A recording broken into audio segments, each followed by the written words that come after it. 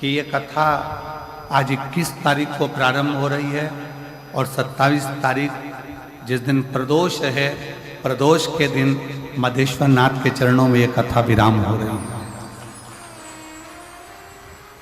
शायद कथा जब ली होगी तो ये भी नहीं देखा होगा कि प्रदोष पड़ रहा है क्या, तिथि कौन सी पड़ रही है, दिन कौन सा पड़ रहा है, पर कहीं ना कहीं मेरा भोलेनाथ, मेरा विश्वनाथ, मेरा मधेश्वर नाथ, मेरा शिव, मेरा शंकर उस आनंद को आपके भीतर विराजमान कर कर इस आयोजन को सफल।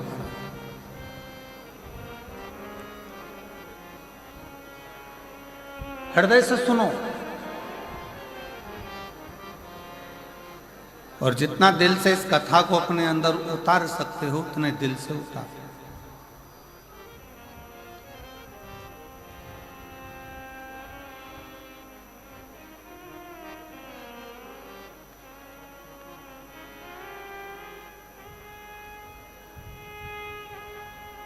इस वीराने में इस्माइली गांव छत्तीसगढ़ की इस पवित्र धरा पर जैसे शंकर भगवान एकांत में बैठकर इस पवित्र शिव महापुराण की कथा को विराजमान होकर श्रवण कर रहे हैं, वैसे ही आप और हम इस कथा का लाभ है।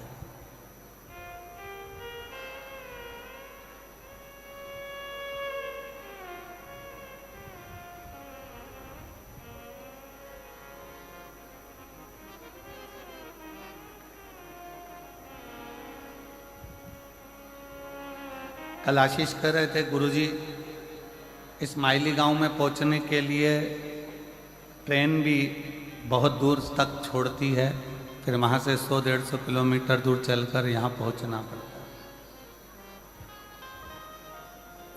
है। बस का साधन भी दूर तक रहता है। हमने कहा आशीष, ये मधेश्वर नाथ जो बैठे हैं ना, ये साधारण नहीं है। वो एक बार अपने भक्त को भले पैदल बुला लेते हैं, पर दूसरी बार उसको 4 व्हीलर दिला कर बुलाते हैं कि तू अपनी गाड़ी से यहां तक पहुंच। तू अपने साधन से,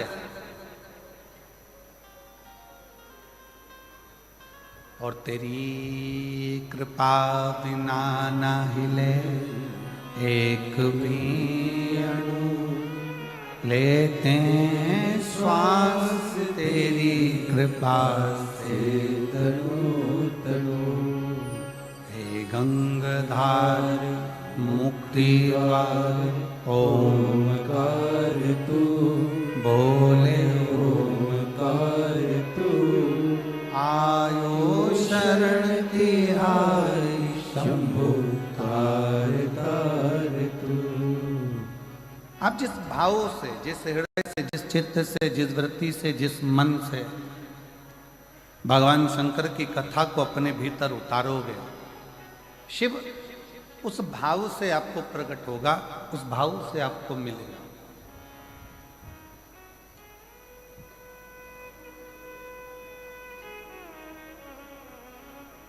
कई लोगों के मन में एक शंका होती है, बड़ा बड़ा भाव उनके अंदर आ जाता है कि गुरुजी, जब हम भगवान का भजन करते हैं, स्मरण करते हैं, कीर्तन करते हैं, भगवान की भक्ति करते हैं, तो हमारे ऊपर फिर दुख क्यों आता है? हमको तकलीफ क्यों आती है?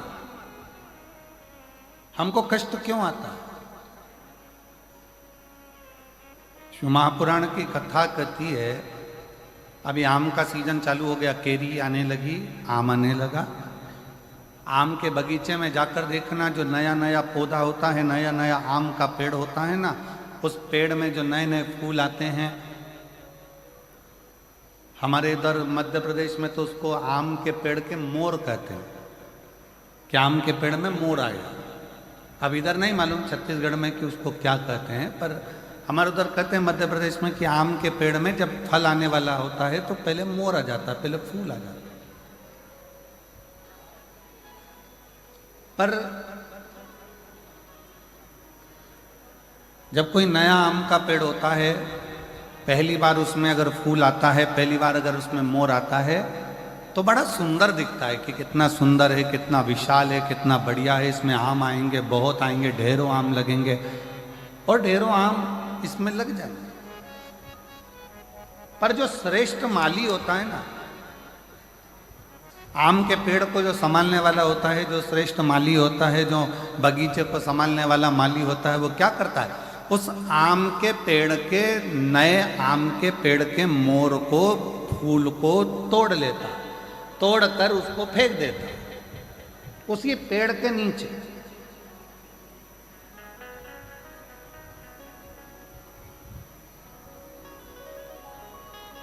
और दुनिया के लोगों को लगा कि इतना बढ़िया आम का पेड़ है, उसमें इतने सारे मोर भी लगे, इतने सारे फूल भी लगे और इतनी सारी केरियां आएंगी, इतने सारे आम लगेंगे। परंतु गजब करा माली ने, बगीचे के माली ने तो तोड़ा फूल को, मोर को और पेड़ के नीचे डाल दिया। कई लोगों को गुस्सा भी आया, कई लोगों को लगा भी सरी कि ये क्या करा, बताओ आम का पेड़ में इतने सारे मोर लगे थे, इतने सारे फल फूल लग रहे थे, और उसने तोड़कर सब नीचे पटक दिया, उसको कुचल दिया, बेकार कर दिया। पर जो समझदार था, जिसकी चित्तवृत्ति में समझदारी थी, उसने माली को धन्यवाद दिया कि वारे माली तूने अच्छा करा, जो पहली बार नए वृक्ष में जो मोर आए थे, फूल आए थे, उसको तोड़कर तूने कीचड़ में डाल दिया, पेड़ की जड़ में डाल दिया। क्यों? क्योंकि हमारा एग्रीकल्चर कहता है, हमारी प्रकृति कहती है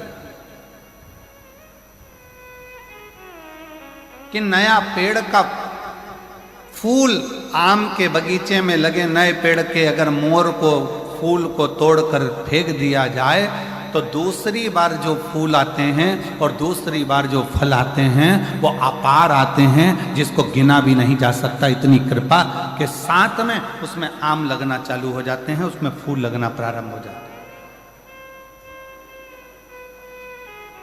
अब जो लोग कहते हैं कि बड़ा भगवान दुख देता है, बड़ा तकलीफ आती है, भगवान तकलीफ दे देते हैं, भगवान कष्ट देते हैं, भगवान दुख दे देते हैं, हम इतना पूजन करते हैं तो भी भगवान हमारी नहीं सुनता, हम इतना भजन करते हैं तो भी भगवान हमारी नहीं सुनता, हम भगवान को भक्ति करते हैं तो भी भगवान हमें कष्ट देता है। उसका कारण केवल इतना है, भगवान को धन्यवाद देना कि परमात्मा भी वो माली है, भगवान भी वो माली है। जैसे बगीचे का माली होता है वैसे वो परमात्मा भी माली है। और परमात्मा यदि तुम्हें कुचल रहा है, परमात्मा थोड़ा कष्ट दे रहा है, परमात्मा थोड़ा दुख दे रहा है, परमात्मा थोड़ा सा कष्ट अगर तुमको जीवन में दे रहा है, तो समझ लेना कि जैसे मोर को तोड़ा गया, फूल को तोड़ा गया और जड़ में डाला गया, जिससे ये पेड़ और उन्नति करे, और आगे बढ़े और बहुत उन्नति कर कर बहुत फल दे, उसी तरह भगवान भी अगर हमको दबा रहा है, कुचल रहा है, थोड़ा कष्ट दे रहा है, तो समझ लेना कि परमात्मा भी हमको बहुत आगे ले जाना चाहता है।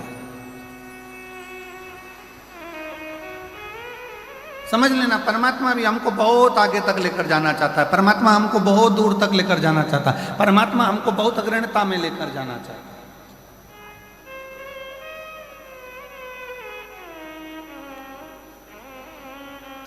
थोड़ा दुख जीवन में, थोड़ी परेशानी जीवन में अगर परमात्मा दे तो ये मानकर चलना कि वो भोलेनाथ ने तुम्हारे लिए कुछ अच्छा सोच कर रखा हो, कुछ अच्छा विचार कर कर रखा हो, कुछ अच्छा सोच लिया होगा, कुछ अच्छा विचार कर लिया होगा, कुछ अच्छा अपने मन में धारण कर कर रखा होगा, जो आज प्राप्त हुआ है। और बहुत बहुत मैं जशपुर के सभी श्रोता भाई बहनों को, इस जशपुर जिले के सभी श्रोताओं को बहुत बहुत साधुवाद देता हूँ कि तुम्हारे पुण्य बड़े प्रबल हुए होंगे, जो यीशु महापुराण की कथा मधेश्वर नाथ के चरणों में जो हो रही है। बहुत बहुत बोल बम का नारा है, आवाज नहीं आई, जरा दमदारी से बोल बम का नारा है, सारी समस्या का हल भगवान शिव ने जो आपको और हमको यहां बुलाकर कथा कर इस तत्व ग्रहण करा।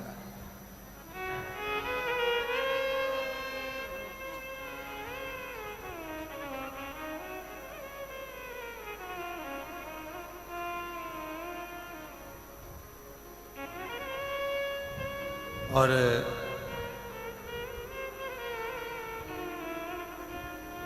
मैं इस समिति को, साधुवाद दूं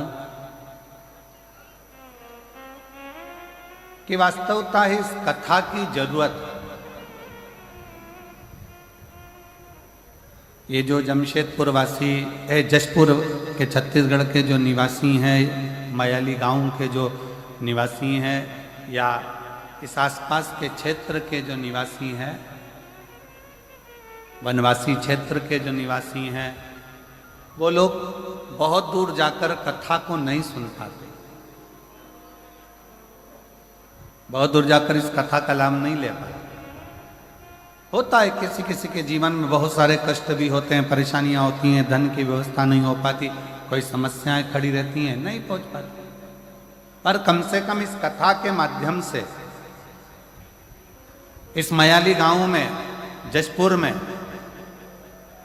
इस कथा के माध्यम से वो श्रोता जो कभी किसी पंडाल में बैठकर कथा नहीं सुन पाए, कम से कम इस पंडाल में बैठकर कथा सुनकर अपने जीवन का आनंद तो पा लेंगे।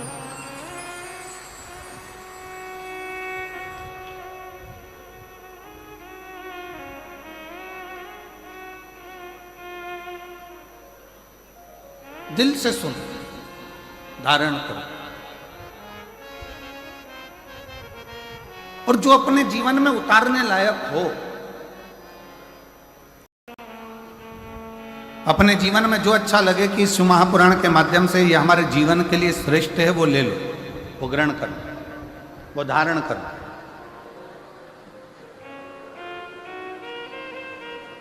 अब इतना बड़ा बाजार लगा है,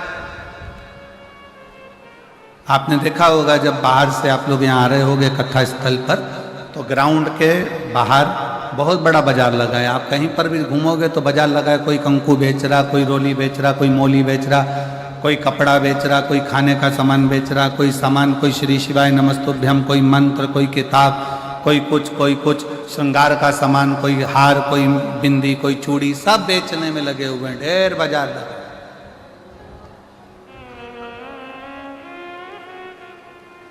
पर एक बात बताओ, जशपुर वालों जरा सावधानी से बताना, बाजार तो बहुत बड़ा लगा है, क्या पूरा सामान तुम खरीद लोगे? जम के बोलो जरा, जम के। नहीं, क्या खरीदोगे? जिसकी तुमको जरूरत है।